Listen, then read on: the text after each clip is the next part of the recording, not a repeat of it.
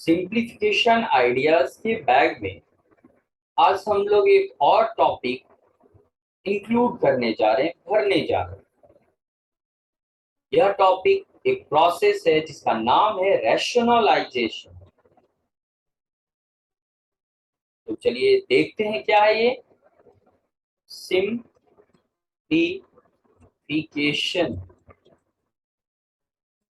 Idea. Mathematical problem solve करते समय हमें बहुत चीजों को यूज करना पड़ता है, बहुत कंसेप्ट, बहुत इंफॉर्मेशन, नॉलेज, जानकारियों को यूज करना पड़ता है।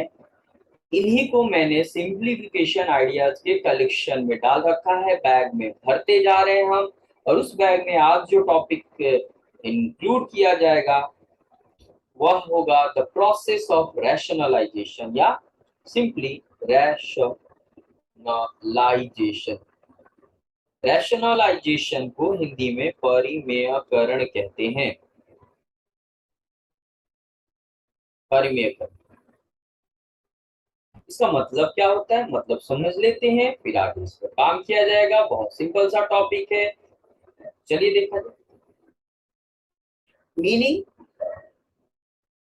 यानी जहां कहीं भी कहा जाए कि रैशनलाइज कीजिए तो इसका मतलब है मीनिंग टू मेक या convert. Convert N irrational term, irrational term into a rational one। अब जो लिख दिया वो क्या लिखा क्या नहीं, अगर नहीं समझ में आ रहा है तो जस्ट वेट एंड वॉच, क्योंकि एग्जाम्पल्स इस पिटारे को, इस कंफ्यूजन को, इस पिटारे को खोलेंगे, इस कंफ्यूजन को दूर करना। एग्जाम्पल हमने तो अभी सिर्फ बताया कि रैशनलाइजेशन का मतलब क्या होता है, तो एक इरेशनल टर्म को एक रैशनल टर्म में बदलना, जिसके लिए कुछ खास प्रोसेस होता है। उस प्रोसेस को हमें देखना पड़ेगा अलग अलग एग्जाम्पल्स के थ्रू। चलिए देखा जाए। हम छोटे क्लासेस में हमें कुछ इस तरह के प्रॉब्लम्स दिए गए थे और कहा जाता था कि रैशनलाइज द डिनोमिनेटर, ऐसे क्वेश्चन दिया जाता था हमें। ठीक है, रैशनलाइज द डिनोमिनेटर ऐसे कहा जाता। नहीं भी कहा जाए तो इस बात को ध्यान में रखना है कि डिनोमिनेटर में सामान्य तौर पे इरेशनल नंबर नहीं रखते। कारण है, इसे अलग वीडियो में आपको बताया जाएगा। रैशनलाइज द डिनोमिनेटर, ये प्रश्न है नेट। तो चलिए इस वर्क को कैसे कंप्लीट किया जाए जरा देखा जाए। सॉल्यूशन में क्या करते हैं, ये 2/√3 है।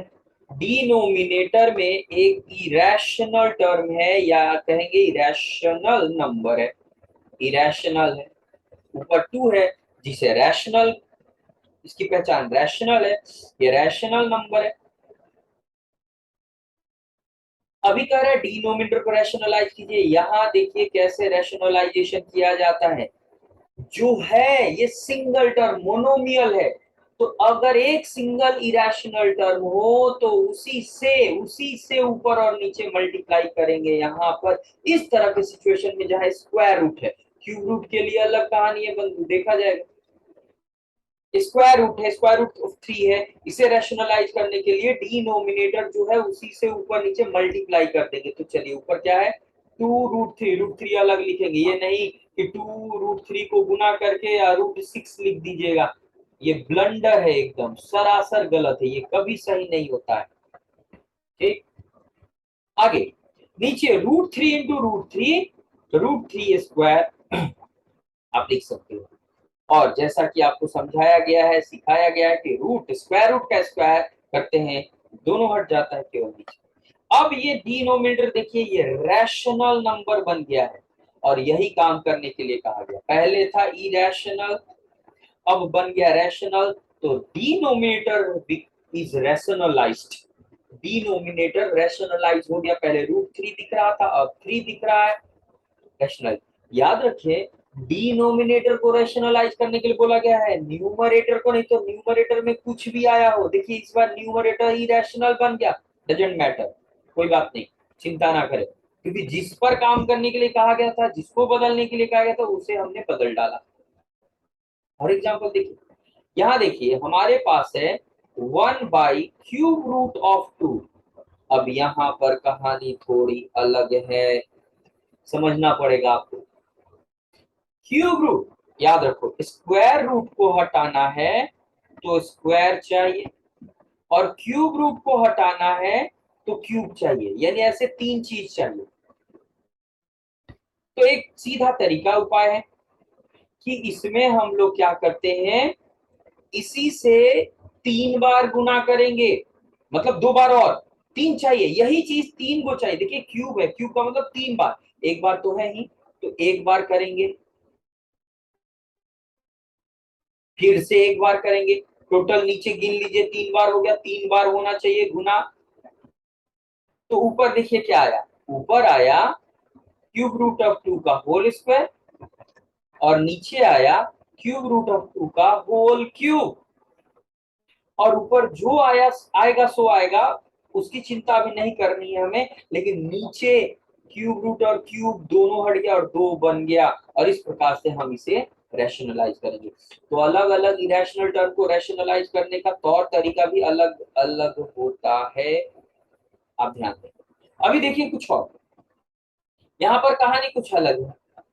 मान लो हमें दिया है 1/2 - और यहाँ डिनोमिनेटर में इरेशनल है, फिर से इसे रैशनलाइज करेंगे, इस बार कंजुगेट का प्रयोग करेंगे। देखिए ऊपर में अक्सर लोग बोल दिया करते हैं कि हमने कंजुगेट से गुना किया, नहीं, गलत है, सरासर गलत है। कंजुगेट हमेशा बाइनोमियल का होता है, बीच के चिन्ह को बदल कर, यहाँ तो सिंगल टर्म है उसी से मल्टीप्लाई कर रहे हैं। क्यूब है तो 3 बार दिखना चाहिए, इसलिए 2 बार गुना किया, एक बार पहले से है, 3 बार हो गया, और इसी तरह से आगे। तो यहाँ पर ये बाइनोमियल है और इसे रैशनलाइज करना है तो कंजुगेट का प्रयोग करेंगे, कंजुगेट से ऊपर नीचे गुना करेंगे, और गुना करने के बाद ये डिनोमिनेटर रैशनलाइज होगा। ऊपर देखो 1 से कहीं भी गुना करे कोई बदलाव नहीं, वही नंबर रह जाएगा, और नीचे a² - b²।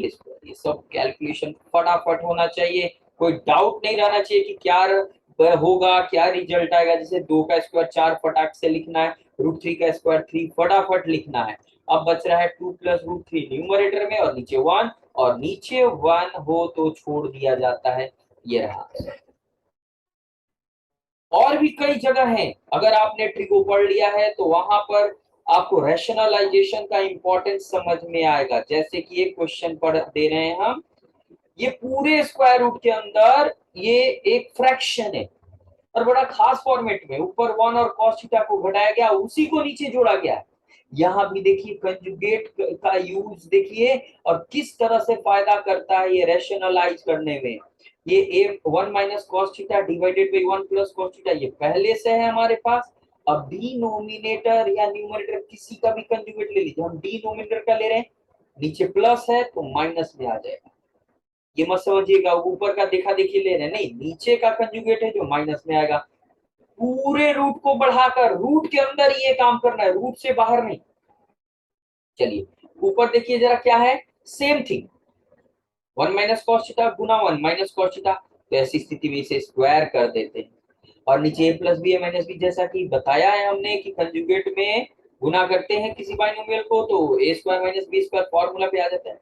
याद रखिए ऊपर अभी कुछ छेड़छाड़ मत कीजिएगा, कोई बदलाव नहीं, कोई फॉर्मूला नहीं, छोड़ दीजिए जैसा है वैसा।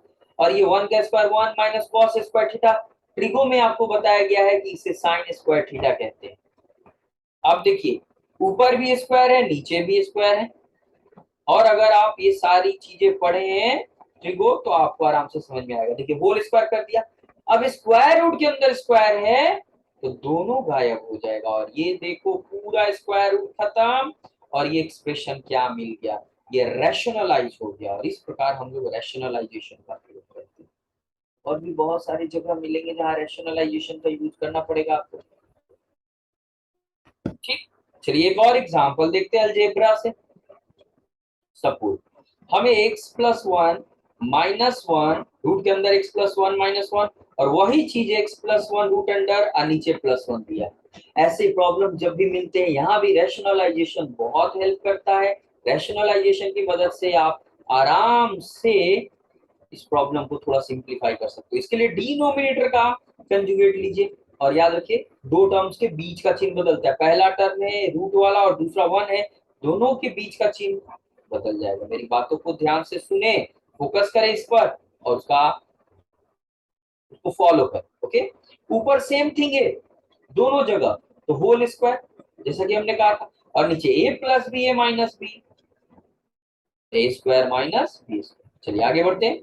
ऊपर ए माइनस बी का होल स्क्वायर तोड़िए, उसको फॉर्मूला पे लिखे, A square plus B square minus 2a और b, नीचे रूट का स्क्वायर है बाबू, रूट का स्क्वायर, रूट गायब स्क्वायर गायब। ये देखो यहाँ क्या आया, नीचे डिनोमिनेटर में जो आया है ये प्लस माइनस 1 कैंसिलेबल है, कैंसिल करेंगे और फिर आगे की तरफ गाड़ी बढ़ाएंगे हम लोग।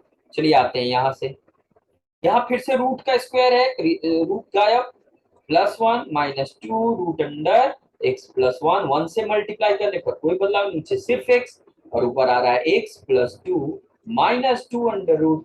तो ये थोड़ा चेहरा बदल गया और थोड़ा अलग रूप में आ गया। इस तरह से ऐसे प्रॉब्लम को सिंप्लीफाई, तो इस तरह से सिंप्लीफिकेशन आइडिया में आज हमने रैशनलाइजेशन प्रोसेस को समझा और कुछ एग्जांपल्स भी देखे, देखा हमने। ऐसे बहुत सारे एग्जांपल्स मिलेंगे। रैशनलाइज करने का मतलब हो गया इरेशनल टर्म को रैशनल में बदलना, जिसके लिए अलग अलग तौर तरीके होते हैं। वीडियो को ध्यान से देखिए, समझिए और सीखने की कोशिश कीजिए। आई होप कि आपको सारे वीडियोस समझ में आ रहे होंगे। आज के लिए इतना ही। Thank you.